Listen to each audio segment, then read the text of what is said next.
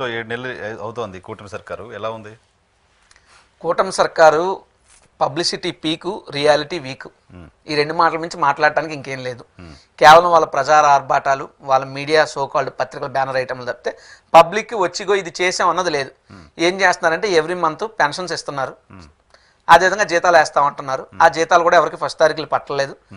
ఒక రకంగా చెప్పాలంటే మా వైజాగ్లో ఉన్నటువంటి స్టీల్ ప్లాంట్ జీతాలు దాదాపు 3-4 నెలల నుంచి ఆగిపోయినటువంటి పరిస్థితులు, చాలా మంది వీఆర్ఎస్లు పెట్టి వెళ్ళిపోతున్నటువంటి పరిస్థితులు, అదేవిధంగా వాలంటీర్స్ ఉద్యోగాలు లేనటువంటి పరిస్థితి. ఉద్యోగాలను అనకూడదు, వాలంటీర్స్ అనేటువంటిది ఒక గౌరవ వేతనం ఇచ్చేటటువంటి సేవా దృక్పథంతో చేసేటటువంటి పని.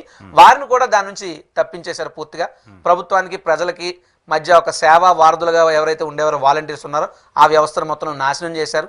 సచివాలయ ఉద్యోగస్తుల మీద పూర్తి ప్రెజర్స్ పెంచేశారు. ఒకప్పుడు వాలంటీర్ ఉంటే ఒక వాలంటీర్ ఒక 50 ఇళ్ళు చూసే బాధ్యత మేము ఇచ్చాం. కానీ ఈరోజు ఒక సచివాలయ ఉద్యోగి సుమారు 750 ఇళ్ళు బాధ్యతని అప్పచెప్తున్నారు. వాళ్ళ పని చేయలేక సచివాలయ ఉద్యోగులు కూడా 10 మంది ఉంటారు కదా సచివాలయంలో, 750 ఇళ్ళకి ఎందుకు ఇవ్వాల్సి వస్తుంది? మరి ఇస్తున్నారు, కావాలని వీళ్ళు తగ్గిస్తున్నారు. కొంతమంది పని చెప్పట్లేదు, కొంతమంది జీతాలు వేయట్లేదు, వాళ్ళని రకరకాలుగా ఇబ్బంది పెడుతున్నారు. ఇక్కడ ఉన్నటువంటి ఉద్యోగులు వేరే డిపార్ట్మెంట్కి షిఫ్ట్ చేస్తున్నారు.